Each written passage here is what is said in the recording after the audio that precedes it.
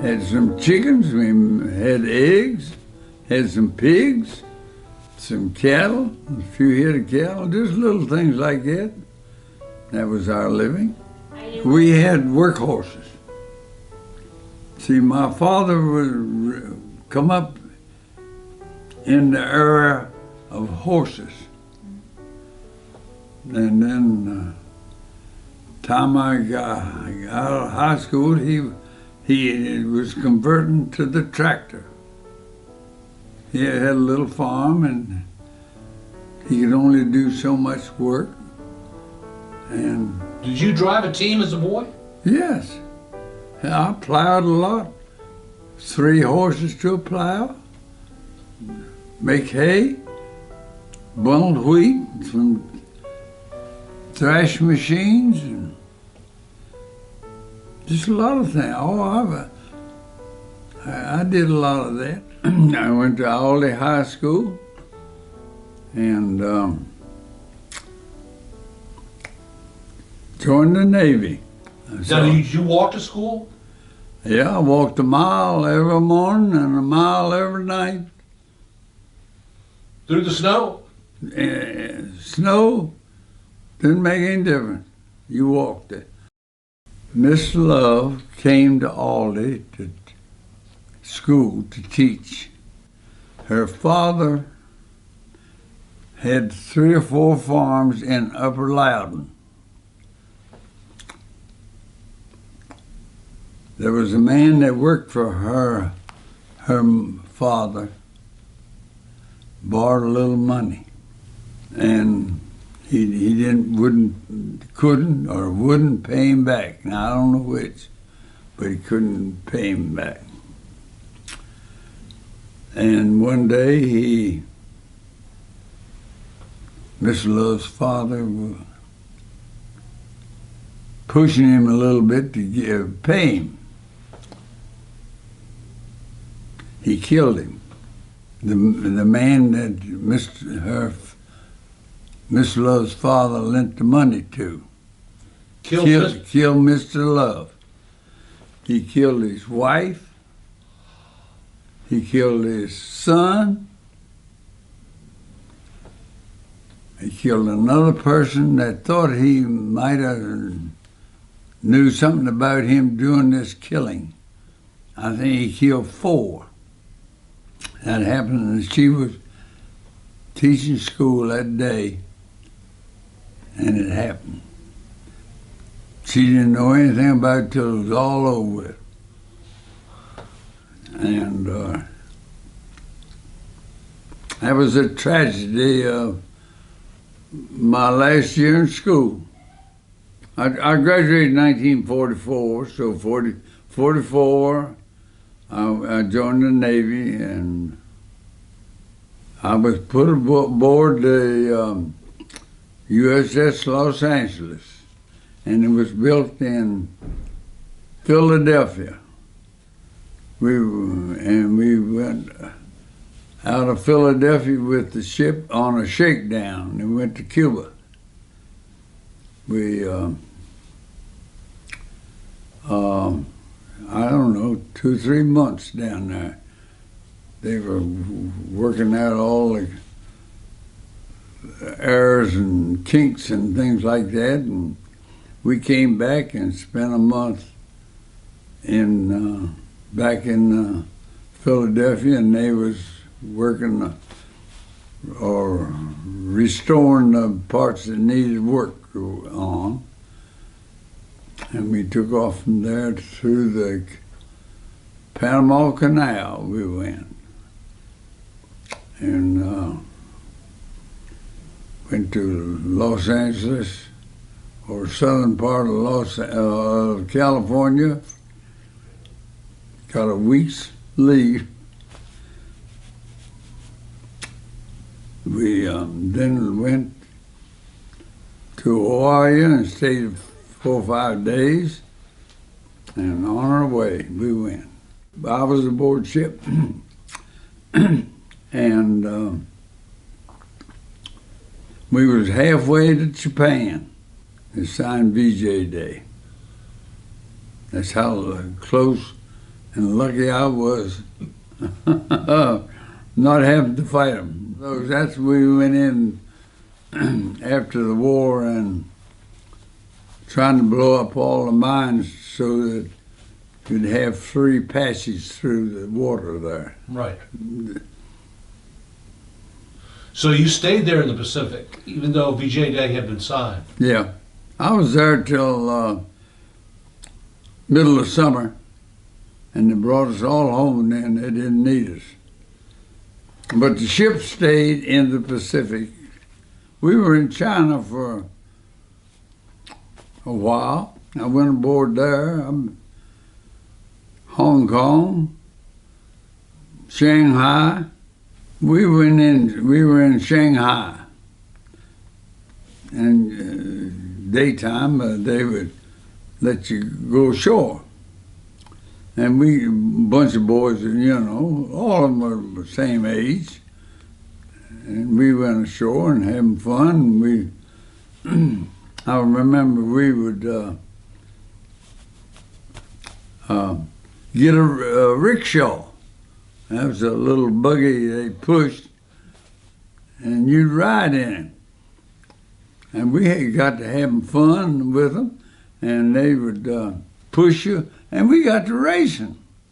I'm telling you, them boys went so darn fast, it'd scare you.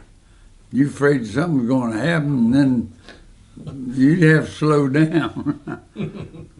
No, that was one of the occasions we was all having fun, and then you drink a little beer. And how did you wind up here in Orange County? Chased a woman. Tell me that story. Well, I don't know. I was almost 30 then. And I was looking around to find somebody that would be a good wife. And I don't know, I was talking to a fella, and he says, I know where there's a nice looking girl down in Orange County. I said, well, let's go see her. So we did. I worked for General Mills then, trying to sell feed and things of that nature.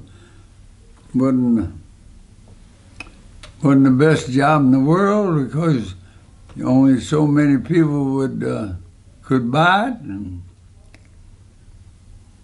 I looking for something to better myself with. So I come down to Orange, and I met her, and I kind of liked the lady. So about a year and a half later, we got married. We live in the home that her father and mother had owned. We bought that from them. We were married in the Methodist Church in Unionville, and 1955. Yeah, I think about her every day right now. She's been dead 8 years.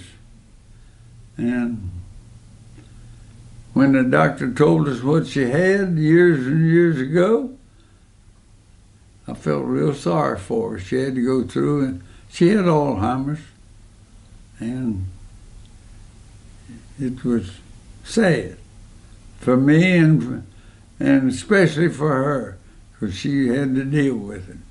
My wife, or future wife, had a sister that married a fella, and they went into the milk hauling business. He bought a milk hauling business and went on there for a year or two, and he told me one day, he knew I wasn't very happy. He says they're wanting somebody in Charlottesville and area to haul their milk. Wanted to know if I was interested in it, and I said yes, I'd be interested. And they took me on. I hauled the milk. I hauled milk for 52 years, 6 years. Well, one time I was running about 5 milk trucks. And then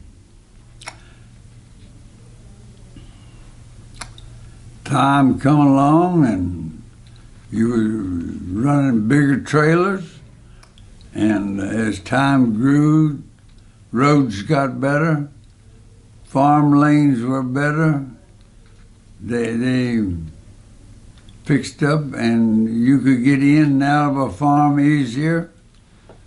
And the farmers grew because they had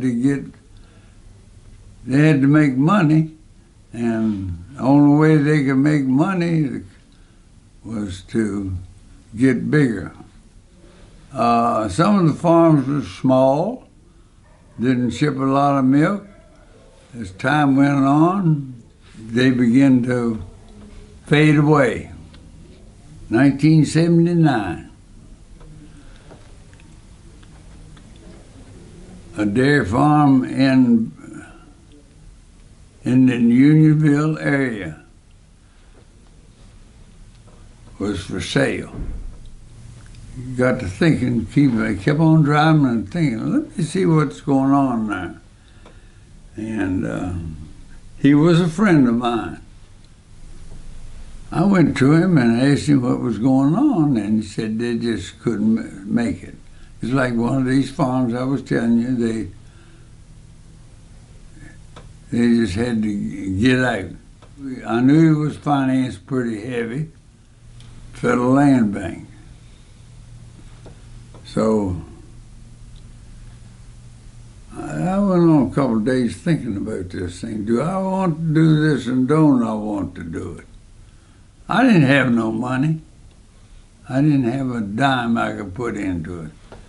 So I couldn't do it by myself. I know. Wasn't that. And I had 2 boys, Chris and Keith, that were of age.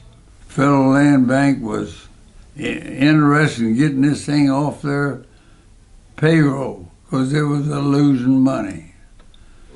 We had to make it go as it is. So we moved in. Keith, he got to be the milk boy. He milked, and Chris and I did the farming and produce the feed for the cows. And I think in a year and a half we were milking about 200 cows. I had a good friend I got to know along that time.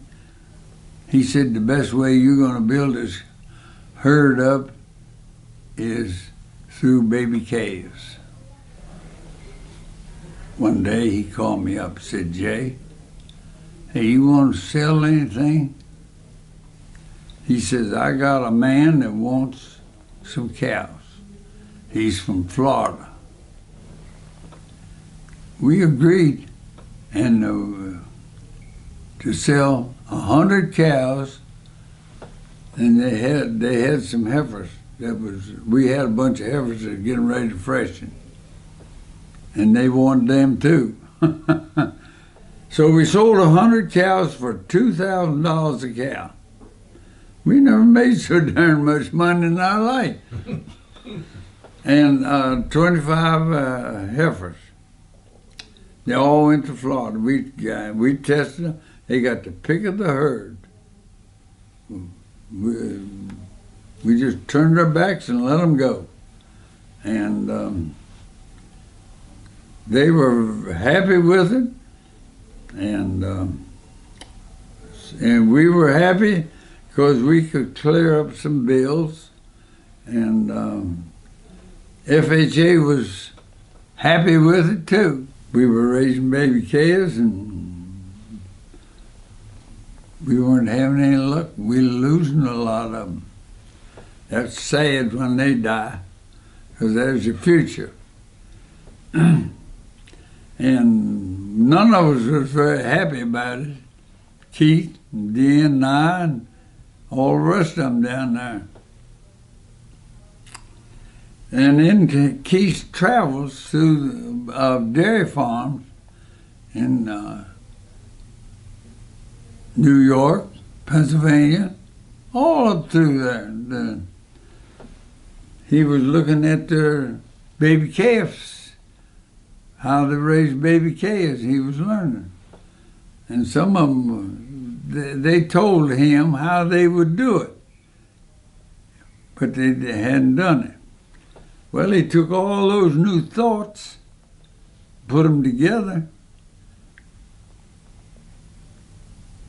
come up with these baby calf barn.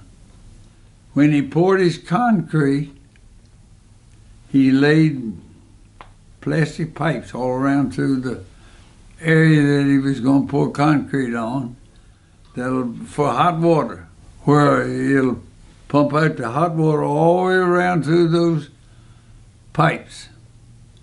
And then you put a little bedding in there to keep it nice and warm and dry as possible. And then baby calves lay down long and stay warm.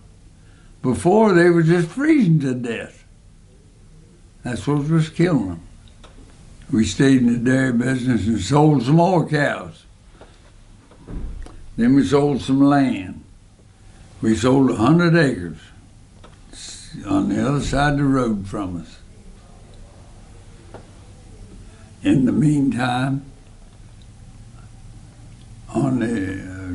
joined us on the back end of the farm was 140 acres. And Keith found out about it, it was for sale. I told him, run, go buy it.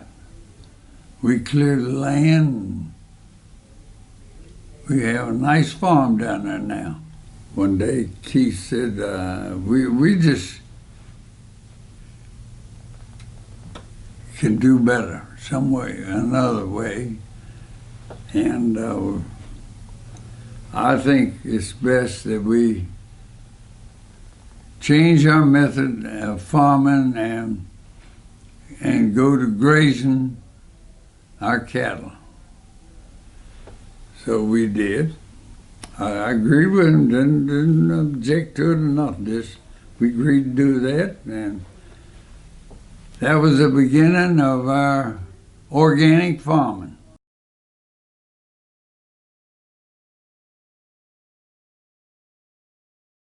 He and Keith got together and talked it over and told Keith what he'd give him for his milk, and it was a lot better than what we were getting. 500 cows. That's what we're milking now, 500. 45, 50 pounds of milk per day was the maximum, but now we got this thing up to, I think he said 62 pounds a day. This farm or system is a landmark. I'll tell you that right now, and it's good. I'm just as proud of that boy, or both my boys, for what they've done and accomplished. I rode my horse. I enjoyed it more than anything in this world, riding my horse. I rode with some friends. One was in Warrenton, a couple up here in Madison, and things like that, and we just go all over the country. And Doc Tucker called me up one day. Jay, I got a horse I got to get rid of. And he's been mistreated. I said, yeah. What do you want me to do for you? Take him off my hands. Well, he was way up here in Madison then. That was his last stop with other people. And he had been mistreated, and I had no doubt about it. Took quite a while to gentle him up. And he'd been mauled around good, I'll tell you. And no sense in it. But that was one good horse I had. He was a good horse. But he was hard to catch because he didn't know what somebody's going to do to him. He's over here in Culpeper now on a farm. I went to see him. I told the boy who took me there, I said, don't you say a word now. I'm going to try something. So I got out of the car and did the best I could to get to the fence to hold me up. And I said, come on, Doc. Oh, head popped up. Oh. Come on, Doc. Doc heard it. He looked around, wondered where it's coming from. Third time I called him, he saw me. Old Doc come a-walking. And he never left me while I was there. And I'm going back here in a week or two to see Doc, because I like that horse.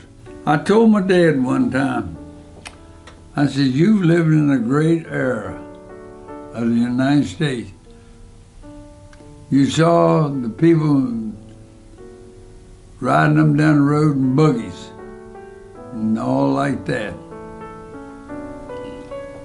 You saw them put a man on the moon. It don't come no better than that. Never had a bad day in my life. Really, truly I haven't. And working with my children, I've had a wonderful life. I really have. I've enjoyed it. So it's a lot of fun. And we have made many mistakes now, I'll tell you.